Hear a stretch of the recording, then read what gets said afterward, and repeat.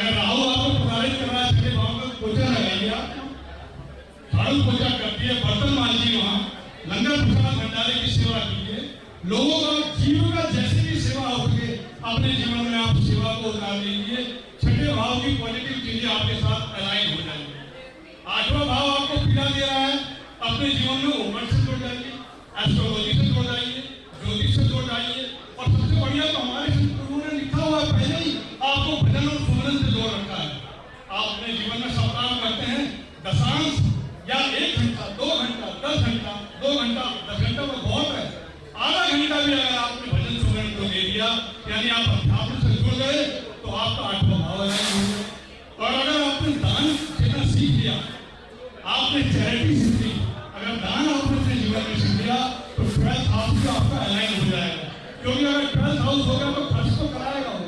अब हारी बीमारी में खर्च करने की बजाय अगर आप दान में खर्च करना सीख लें, इन्वेस्टमेंट में खर्च करना सीख लें, तो काफी हद तक जो चीजें आपकी गलत दिशा में जा रही हैं, कहने का भाव है कि भजन सुमिरन और चैरिटी, दान, ये 3 अंग अगर आपने जीवन में उतारने, आप बहुत कुछ नहीं कर सकते, केवल अगर अपने जीवन में यही उतारने, तो भी आप काफी हद तक आने वाली परेशानियों से आपको स्वतः ही निजात मिल जाएगा। कुछ ना कुछ को भुगतना पड़ेगा।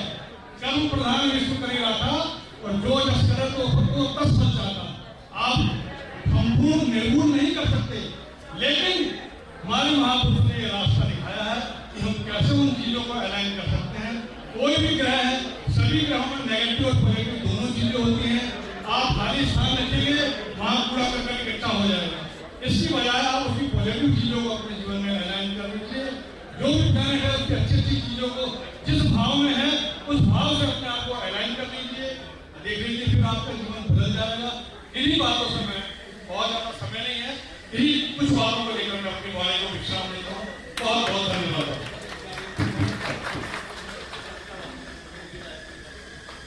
बहुत बहुत धन्यवाद सर। मैं आगे कड़ी में आमंत्रित करता हूँ आचार्य जय बनर्जी, आप मंच पर आए और अपने कृष्ण मूर्ति की कुछ विशिष्टताओं से परिपूर्ण करें।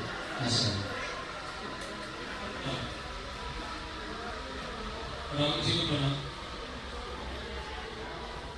आपका गुरु जी को भी बहुत धन्यवाद ये यहाँ पर आने। देखिए, विष्णु की पद्धति एक सिस्टम है, ज्योतिष की ही विधा है, लेकिन थोड़ा सा अलग है। जब भी हमारे पास कोई आता है पूछता है कि एक ग्रह एक घर में बैठा है तो उसका क्या फल है, हम वहां पे उनको रोक देते हैं। क्यों? क्योंकि जब भी कोई ग्रह किसी राशि में होता है वो कहीं ना कहीं एक नक्षत्र में भी होता है। उस नक्षत्र का स्वामी जहां बैठा होगा उसका फल भी उसमें होगा। कृष्णमूर्ति पद्धति वैसे तो साउथ से ही आई है, लेकिन नॉर्थ में अब धीरे धीरे प्रचलित हो रही और लोग उसको सीखना चाह रहे हैं। ऐसा क्यों? क्योंकि जब भी हम ज्योतिष पहले करते थे तो हम हमेशा संभावना की बात करते थे कि ये हो सकता है, लेकिन जब आप कृष्णमूर्ति पद्धति सीख लेते हैं तब आप कागज में लिख के दे दीजिए, अगर आपने ये चीज बोला तो बोलिए। कई बार हमारे मन में ये बात होती है कि ये घटना कब होगी, घर के कुछ सदस्य बाहर गए हैं, कितने बजे आएंगे, लेकिन कृष्णमूर्ति पद्धति से आप सही समय निकाल सकते हैं। अगर बिजली गई है तो वापस कितने बजे ही आएगी। तो ये जो कॉन्फिडेंस है ये आपको कृष्णमूर्ति पद्धति दे सकता है अगर आप उसको अच्छी तरह सीखते हैं। मैंने कृष्णमूर्ति पद्धति सीखने से पहले मैंने वैदिक ज्योतिष पढ़ा, तो उसका मुझे बहुत लाभ हुआ है। जब भी इंसान कृष्णमूर्ति पद्धति सीखता है वो सिर्फ नंबरों की बात करता है। कई लोगों को ऐसा लगता है उनको अगर मैथमेटिक्स आता है तो कृष्णमूर्ति पद्धति बड़ी आसानी से वो सीख लेंगे, लेकिन ऐसा नहीं है। आपको वैदिक ज्योतिष का ज्ञान होना बहुत जरूरी है। इसलिए मैंने इस बार जो मैं कृष्णमूर्ति पद्धति पढ़ा रहा हूं उसमें मैंने कर्मों की व्याख्या भी जोड़ी है। अब वो क्यों? देखिए, जब भी हम ज्योतिष करते हैं, ज्योतिष कर्मों का ही खेल है। हमारी जो आत्मा है जिसे हम सूर्य से जोड़ते हैं, आत्मा कभी नहीं मरती। ये हमारे शास्त्र भी कहते हैं, गीता भी कहते हैं, भगवान भी कहते हैं। आत्मा एक शरीर को छोड़ता है तो अगले शरीर के लिए तैयार हो जाता है, लेकिन आत्मा एक ही चीज से मलिन होती है, वो है कर्म। और उस कर्म का बोझा ही आप इस जन्म में भी झेल रहे हैं और शायद अगले जन्म में भी झेलेंगे। तो उन चीजों को समझने के लिए वैदिक में एक बहुत अच्छी किताब है, मैं तो कहूँगा ग्रंथ है, कर्म विपाक संहिता।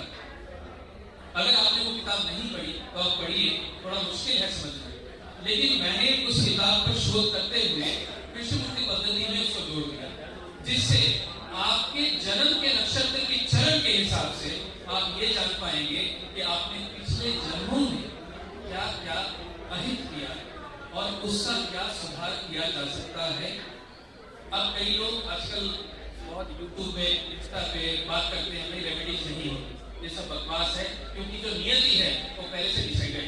कितने लोग ये चीज मानते हैं कि जो फेट है वो पहले से नहीं डिसाइडेड। आप लोग कोई मानते हैं? मानते। अब देखिए क्या होता है, जीवन में कई चीज डिसाइडेड है, तो मैं कहूँगा चलो हर चीज डिसाइडेड है, लेकिन अगर आप बीमार पड़ गए तो क्या आप दवाई लेते हो? क्योंकि बीमार पड़ना तो आपका लिखा हुआ है, तो आप दवाई क्यों ले रहे हो? It is a part of remedy जो आप कर रहे हो।